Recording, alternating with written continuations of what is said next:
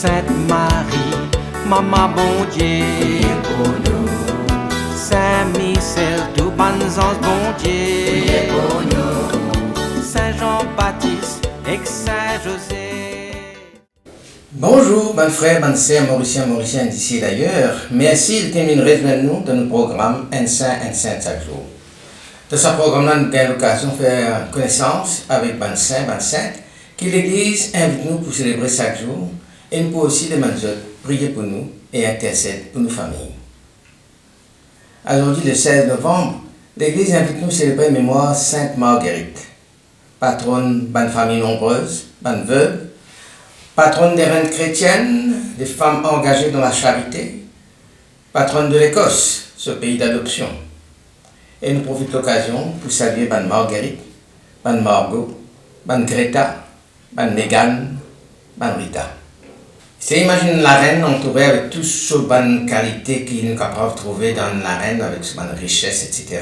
Et le pouvoir, et qui finit choisir un autre chemin.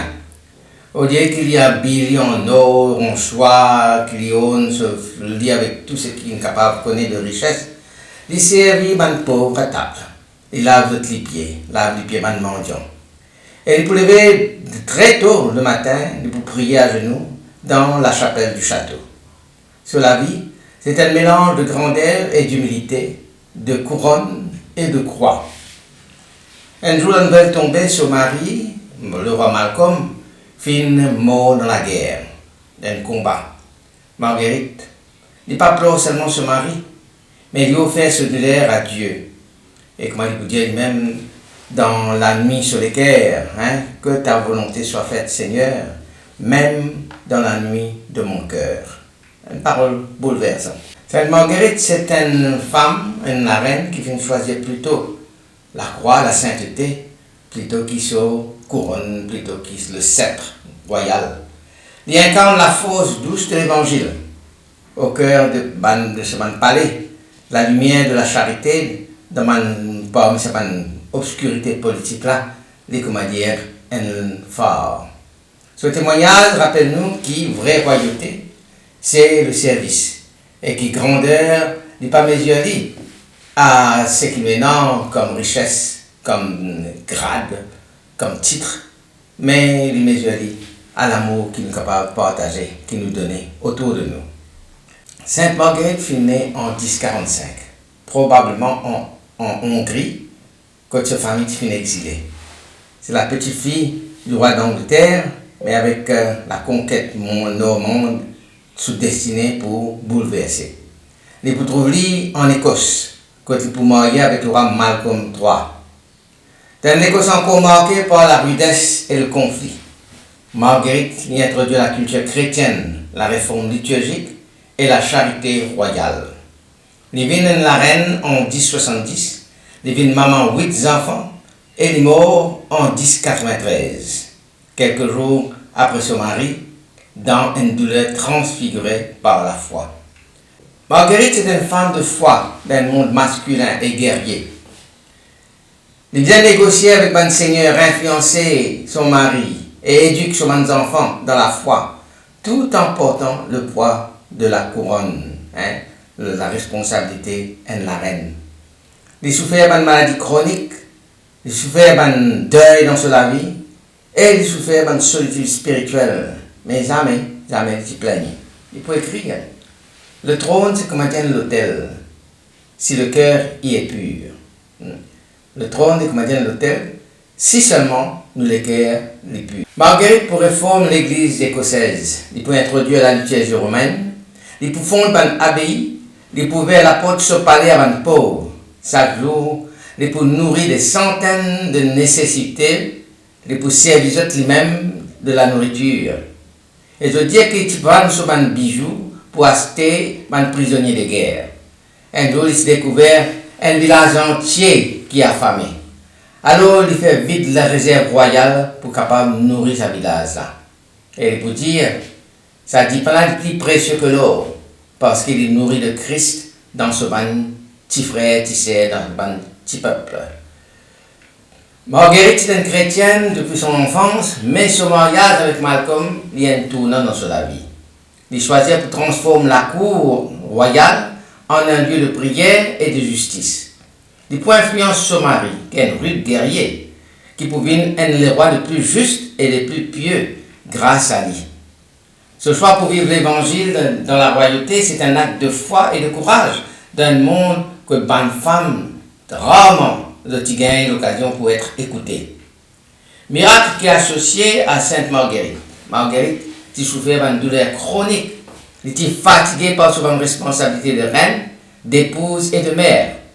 Un jour après, elle est en train de prier devant la relique de la vraie croix qui était fait venir en Écosse. Elle est guérie miraculeusement. Elle y a attribué cette guérison-là à la miséricorde du Christ, qui est redoublée sur l'ardeur dans la prière et dans le service. Ce miracle-là, il arrive à un moment de grande fatigue, alors que Marguerite a pu charrier le poids du royaume et de sa famille. Le miracle, il apparaît comme dire une réponse à la fois humble à la reine qui passe sur le temps, servit bon Dieu et qui dépanne le bon Dieu. Ce miracle-là, il enseigne nous que la sainteté n'est pas supprime la souffrance, mais transfigure la souffrance.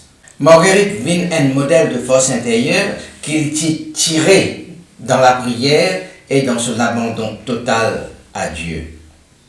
Quelques années après sa mort, ce corps fut retrouvé intact, pas fini décomposé.